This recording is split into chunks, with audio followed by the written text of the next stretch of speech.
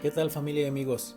Bienvenidos una vez más a este miércoles de misiones, miércoles de enfoque misional, en los que estamos queriendo aprender las cosas de Dios a la manera de Dios. Es decir, el punto de vista de Dios respecto de diferentes temas, sobre todo enfocándonos a lo misional que hay en la Biblia.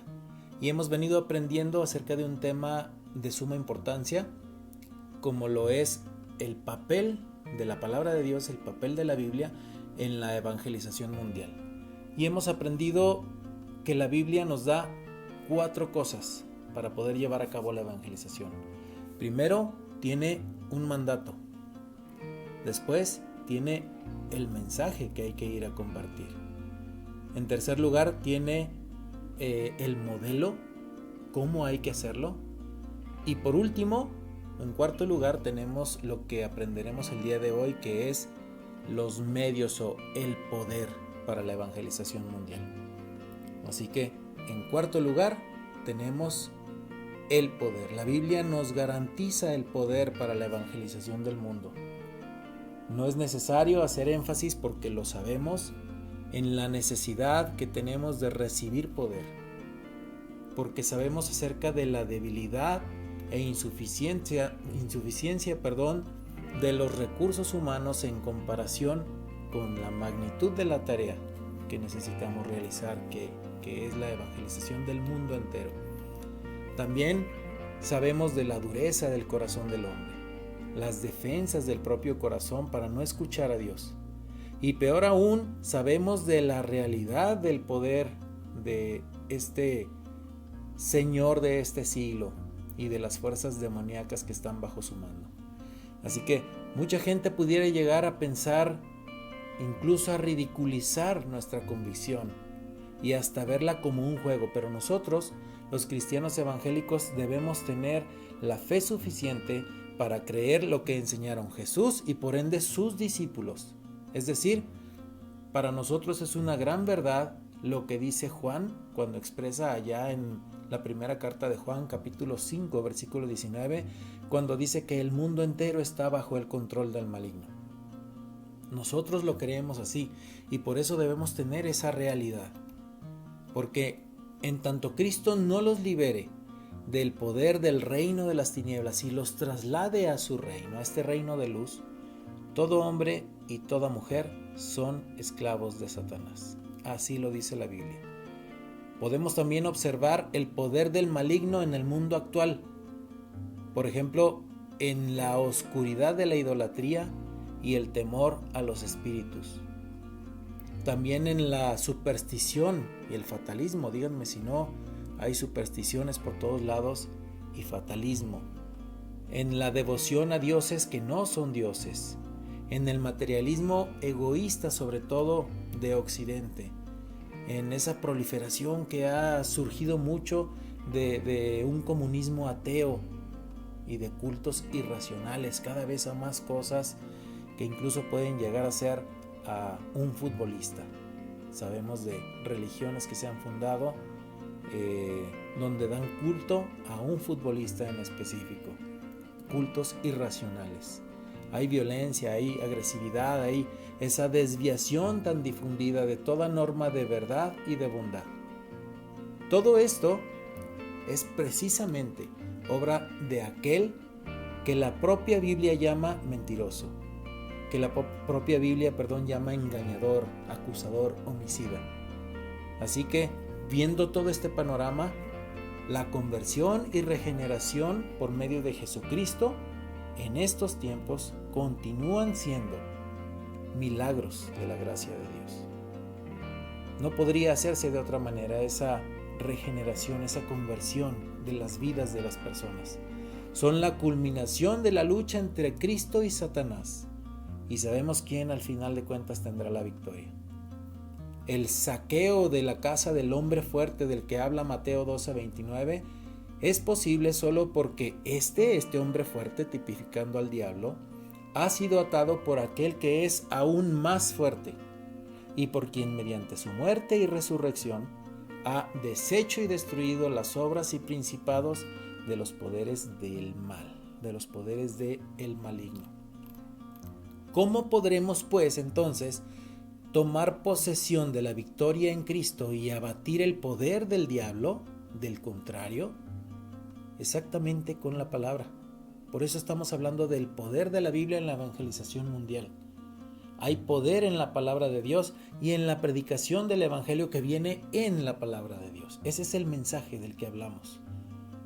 Quizá la expresión más dramática en cuanto a esto en el Nuevo Testamento se encuentra en 2 Corintios capítulo 4, cuando Pablo describe allí al Dios de este mundo, Dios con D minúscula, es decir, el diablo, Dios de este mundo, quien ha cegado la mente de los incrédulos para que no vean la luz del glorioso evangelio de Cristo. Entonces, si las mentes están cegadas, ¿cómo podrán ver? Solo mediante el poder creador regenerador de la palabra de Dios. Dice el verso 6 de este mismo capítulo 4 de la segunda carta a los Corintios, que Dios ordenó que la luz resplandeciera en las tinieblas. Hizo brillar su luz en nuestro corazón para que conociéramos la gloria de Dios que resplandece en el rostro de Cristo, es decir, por medio de Jesucristo. Así que vemos cómo el apóstol Pablo compara el corazón no regenerado con el caos original de la oscuridad. Le atribuye también la regeneración al mandato divino que desde antaño surgió cuando estaba Dios recreando este mundo de sea la luz. Y entonces brilla la luz en las tinieblas. Si Satanás llega a cegar la mente de los hombres y por el contrario Dios brilla en el corazón de la gente, ¿cómo nosotros nos encontramos ahí? ¿Cómo podemos contribuir a dicho encuentro? ¿No sería de repente más fácil que nos retiremos de este campo de batalla en el que estamos metidos y permitamos que ellos arreglen esa situación? A lo mejor sería una manera cómoda de pensarlo, pero esa no es la conclusión a la que llega Pablo. Por el contrario, entre los versículos 4 y 6 de la segunda carta a los Corintios, capítulo 4 de la que hablábamos ahorita, se describen las actividades de Dios y Satanás. Y el verso 5 muestra el trabajo del evangelista, pues dice, predicamos a Jesucristo como Señor. Debido a que precisamente el enemigo, el diablo, quiere evitar que la gente vea la luz y que Dios brille en sus corazones, y debido a que dicha luz es el evangelio, más vale entonces que lo prediquemos, ¿no creen? La predicación del evangelio, lejos de ser innecesaria, es indispensable. Es el medio señalado por Dios para derrotar al príncipe de las tinieblas y para que ahora la luz brille en el corazón de las personas. Así que, como dice Romanos 1:16, hay poder en el evangelio de Dios. Puede ser que seamos débiles y a veces, como bien lo dijo Pablo, sería mejor que fuésemos más débiles, porque en algunas situaciones, a lo mejor confrontados con las fuerzas del mal, nos vemos tentados a dar una exhibición de poder cristiano e involucrarnos en una pequeña discusión trifulca evangélica, agarrando a bibliazos, entre comillas, ¿no? Tratando de con nuestro esfuerzo hacer las cosas, pero es en medio de nuestras debilidades, en medio de estas palabras débiles humanas, donde se perfecciona el poder de Cristo, donde se manifiesta el poder del Espíritu Santo, porque es quien traerá a nuestra mente las palabras debidas, los textos específicos de la Biblia para cualquier situación en la que nos encontremos. Por lo tanto, vemos que cuando somos débiles, entonces somos fuertes, porque ya no actúa nuestro propio poder, si es que tenemos alguno, más bien actúa el poder de Cristo a través de nosotros. Así que no consumamos nuestras energías argumentando acerca de la palabra de Dios, más bien empecemos a usarla, dependiendo totalmente de Dios, del poder del Espíritu Santo. Va a ser la propia palabra quien demostrará su origen divino mediante el poder divino que tiene, y todos se darán cuenta de eso. Así que se esparza por el mundo. Si cada misionero, si cada evangelista cristiano, si cada pastor, predicador proclama el evangelio bíblico con fidelidad y sensibilidad, entonces la palabra de Dios va a desplegar su poder salvador, y va a brillar en el corazón de la gente. Sin la Biblia, entonces, la evangelización del mundo es imposible, ya que sin ella no tenemos ningún mensaje, ningún evangelio que llevar a las naciones. No tenemos la autorización para hacerlo. No tenemos ni idea del modelo de cómo realizar esa tarea, ni tampoco la más leve esperanza de éxito.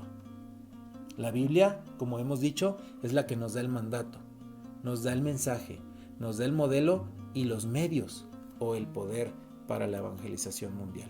Así que los invito a que juntos vayamos y tomemos posesión de este libro, de la Biblia, que lo leamos, que lo meditemos. Mediante su estudio concienzudo y la meditación vamos a poder oír su llamado, vamos a poder retener el mensaje, vamos a seguir sus instrucciones confiando en su poder, que es el poder del mismo Dios. Que Dios les bendiga.